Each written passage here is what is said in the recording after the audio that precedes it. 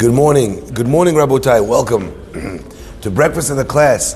Breakfast in the Class today is dedicated in celebration of the marriage of Orly and Benjamin Wagner, sponsored by Ruti and Rafi Fuzailov. Mazal Tov.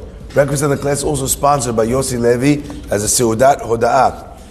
As well, dedicated in loving memory of David Bar Moha, Alav Shalom Alilu Nishmat David Ben Saada, from his wife Sylvia, children Yigal, Asher, Roni, Yossi, Nir, and Shiran, and family. The week of Kol Bru is sponsored by Isaac Sasson, dedicated in honor of his wife Barbara, and in celebration of the birth of their son Siman Tov, Mazal Tov, Mabruk.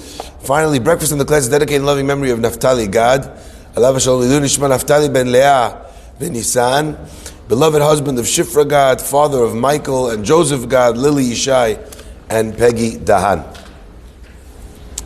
Vayakom Melech Chadash al Misraim, a new king arose upon Egypt, Asher lo yada et Yosef, who did not know Yosef. So let's just go through the background again. We know that Yosef comes down to Egypt. He institutes an economic reform plan. He calls it Build Back Better.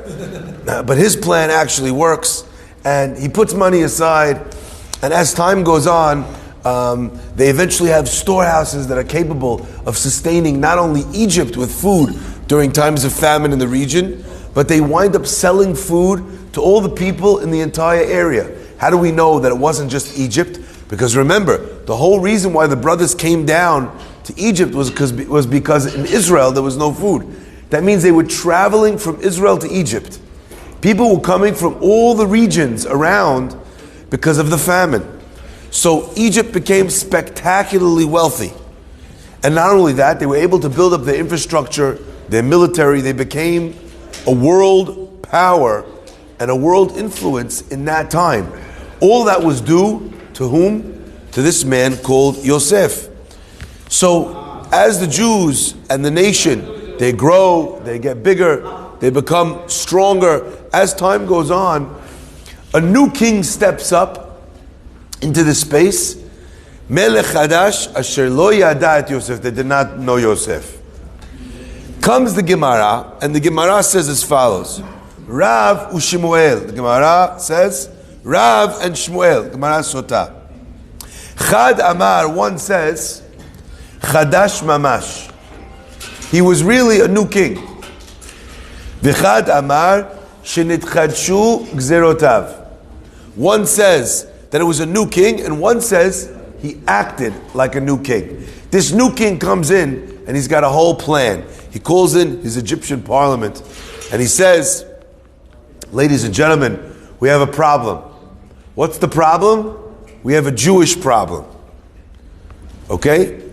This nation, these Jews, what are they going to do? In a case of a war, they're going to turn against us. There's so many of them. They're going to knock us out. They're going to take us out of the country. What do we have to do? Let's outsmart him. They start making them into slaves, and the story of the Jewish people's torture, the Jewish people's subjugation in Egypt begins. But it all begins with this pasuk. The Jews they live on Easy Street in Goshen, right? And then one day, a new king arises, and there's a machloket. Was it actually a new king, or was it a king that started acting differently? Now, what's interesting is, if you look at the Rashi prior, Rashi explains, Asher lo yada et Yosef, that did not know Yosef. Rashi says, Asa atzmo ki'ilu lo yada. He made it as if he didn't know Yosef. Who's this Yosef you're talking about? I don't recognize any Yosef. I don't see Yosef as a national hero.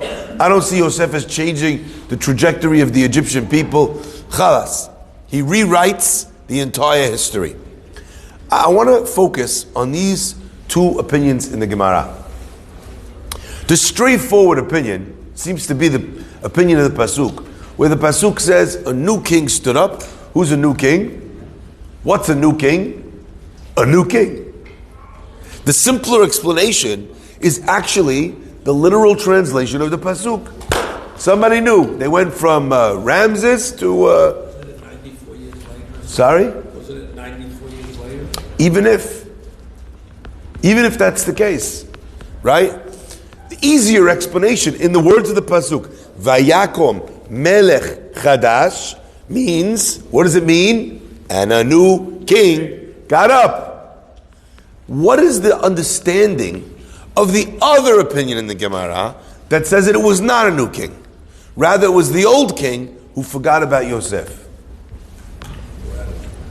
So, I want to share with you, perhaps, a little bit of a lesson that I think is coming from these Pesukim. Maybe the machloket between the two opinions is simple. And what does it mean? It means a new king stood up who didn't know Yosef. Okay, he didn't know him. The other opinion says, what do you mean he didn't know him? That's like saying, oh, I don't know who George Washington is. It's true he lived hundreds of years ago, but you know what his role was in the country.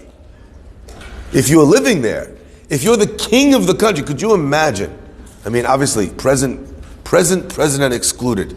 You imagine a president says to you, I forgot who Abe Lincoln is? What do you want for my life?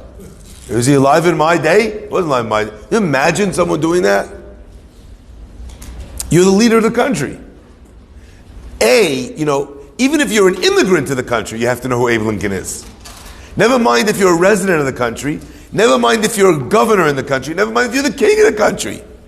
How could the king not know? Now, let me add to this. In Egypt, they had a very specific practice. What did they do with all of the kings? They entombed the kings. They wrote hieroglyphics on the walls of the palaces, telling the stories. There's no way that the story of Joseph wasn't depicted on the walls of some pyramid. There's no way the king didn't know. Says the second opinion, it wasn't a new king. He was just acting like a new king. He was casting Yosef away out of his mind. So I want to maybe, if I can, explain that what's going on over here is not really a discussion about a king in Egypt, but rather it's explaining to us something incredibly deep. What is this new king over Egypt? Our rabbis tell us that the word Mitzrayim is a double entendre. Mitzrayim means the name of a city, right? It's the name of a country, right? But Mitzrayim also comes from the root of the word Mitzarim, which means boundaries. The Navi says that the Jewish people, it talks about the time where the Jewish people were Ben HaMitzarim, between the straits. That time between Sha'asar B'Tammuz, the 3 weeks, and Tisha B'Av is called Ben HaMitzarim. They're trapped between two straits, two boundaries, between the first fast and the second fast. The Jewish people in Egypt were in Mitzarim, besides for being in Mitzrayim. They were boundaried in. They were boxed in. It got so bad that their consciousness as slaves was something so difficult to shake that for 40 years in the desert, even after they're free, when something goes wrong, what do they say? Nitna rosh v'nashuva Mitzrayima. Let's go back to Egypt. Why would they say that? And the rabbis explain that when a person is a slave for so long, a nation experiences slavery for so long, it becomes imprinted on the identity of the people. So when things went wrong, what'd they say? Let's go back, let's go back, let's go back. Even though it was so bad back before. But I want to share that perhaps this message is teaching us something incredible for all of us as well. A person has two kings. And either one king is in control of the kingdom or the other. One king is Vayakom Melech Chadash al Mitzrayim al Mitzarim. When a person is limited in their life, they're experiencing some form of limitation, of self-doubt. When they're experiencing a moment when they think they can't, buy the company. They can't ask for promotion. They can't ask for a date out. They can't take a risk on the building. They're operating from a place of fear. They can't ask for forgiveness. They can't demand that someone apologize. They can't. When a person is operating in limitations, there's only two possible kings that are ruling his castle. The first king is Melech Chadash, and the second king is Asa Atzmo Ki'ilu Lo Yada Et Yosef. And let me explain what that means and what that looks like. In your life, if you deny, if you express, if you say that you're afraid of change, one of the things that's happening often is that a person is forgetting how much change they have already endured. I can't do this. I can't survive this. I can't leave this business. I can't leave this company. I can't leave this relationship, even though it's terrible, even though it's wrong. When a person is stuck, there's two reasons why they're stuck. One is because they're operating in a new frame of mind. So, because they're in a new frame of mind, they think they're in a new situation. They think this is uncharted territory. If they think it's uncharted, they can stay in this space where they feel like they have no idea how to operate. I remember once a young rabbi came to me. He said, "Rabbi, you don't know. I've never had anything like this. I'm struggling with the board of the synagogue. I tell them this, they want that. I tell them the other thing, they want the other thing. Everything that I have with them is a fight." He says, I don't know what to do. I never had this in my life. I said to him, "What do you mean you never had this in your life? Didn't you teach in this yeshiva in Israel?" He said, "Yes." I said, "Aren't the boys in that yeshiva like the most difficult boys ever?" He said, "Yeah." I said, "Was there anything that you said to them that they didn't disagree with you? Was there anything that you said to them that they didn't do the opposite?" I said, "The people in your synagogue are just like those boys. You think you've never had this before? Of course you have. What did you do with those boys? How did you not get frustrated when they didn't listen?" He says, "I said to myself, they're good people. They're good boys. They just need a little bit of guidance. They just need a little bit of love." I said, "And your shul is any different?" Sometimes the reason why we can't function in a new situation is because we feel it's a new king. Vayakom melech chadash, shelo yada et Yosef. I don't know what happened before, but this is new. Most of the times, the new situations and the new challenges you find yourself in are challenges that you've lived 1,000 times. And they just have a new name. This new king, what's his name? You know what his new king is, because the whole story of Egypt, we keep calling him. What's his name? Paro. What was the king before called? Paro. It's the same guy. It's the same situation. The issue in your business is the same issue. The issue in your family, with your parents, it's the same issue. There's nothing new that you haven't seen. All there is different versions of what you've already been through. The first opinion teaches us a magnificent lesson that when you think that there's a new king and a new challenge and a new problem, it's not new. You've been here before. All it takes is the time to be able to go back in your mind and understand that this is not new.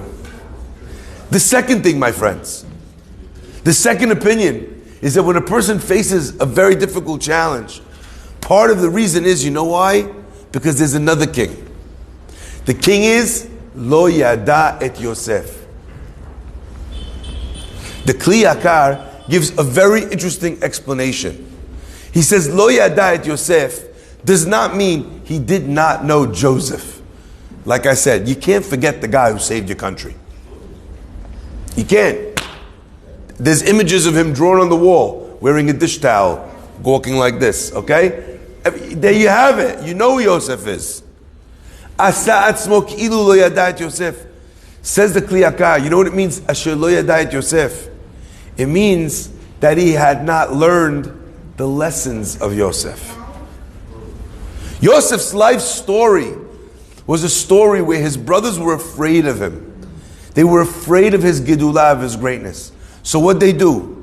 They stripped his coat, they took his position, they threw him in a pit, they sold him down the river, he got put in slavery. No matter who tries to stop Yosef, in the end, does it help? No. This king says, I got to stop these Jews. What am I going to do? I'm going to make them slaves. Didn't you learn the lesson of Yosef? That when someone's destiny is to be a king, it doesn't help to try and make them a slave? That's what it means, Asher lo yada et Yosef. The king didn't learn that you can't keep a good person down. So what does it look like to remember Yosef? I think to myself that there are times in our lives when the only thing missing is a little bit of memory. You know, oftentimes as human beings, we're capable of going back into our lives and finding all the mistakes that we made in business. If someone asked you, from the day you started your business, do you remember your mistakes? Look, I'm seeing, yes. You remember, and by the way, it doesn't take long. I invested with this guy, I did this, I bought this building and failed, I did that. Easy, 10 seconds. You remember your failures. But how many of us remember our successes? Do you remember every time you closed the deal? Every time you made a buy? Every time you sold a lot? You don't remember the successes, do you? If a person could look back and think not about the problems in his relationship with his wife, but think about how many times you made her happy. Think about how many times you made your children happy. Think about the times you were able to stand by your friends instead of the times that you let your friends down. Then the king that rules over your limitations is not the king that forgets all the good that Yosef did. It's the king that remembers all the good. And I'm not even talking here about hakarat hatov in the traditional sense of gratitude. I'm talking about hakarat hatov in the sense of realism. Our brains are very powerful, and they can paint pictures for us, sometimes which are completely disconnected from reality. Can I give you an example? Do you remember when you were a child and you were afraid that there was a monster under the bed? Do you remember walking through your house at night when you think you heard a sound and you start walking through, looking through the rooms, making sure there's no intruder in your house? Remember that? Remember the times when you thought something terrible was going to happen at work? You're walking on eggshells and the email never comes. In the moment that the fear is present, the person is completely incapacitated by something that doesn't even exist. A person decides that a relationship's going well. He's flying on cloud 9. He thinks for sure, this is it, I'm getting married to this girl. Meanwhile, the girl don't even love him at all. This guy is living in an experience where he's going to be happily married in 5 minutes. She don't even like him. Our brains can create situations that do not exist. So at the very least, use your brain positively. Create for yourself a tapestry of memories, of successes. Don't be the melech hadash asher lo yada et Yosef. Think to yourself, how many times did I win? I'm a terrible person. I'm terrible. I missed, I drove in, Rabbi, you don't know.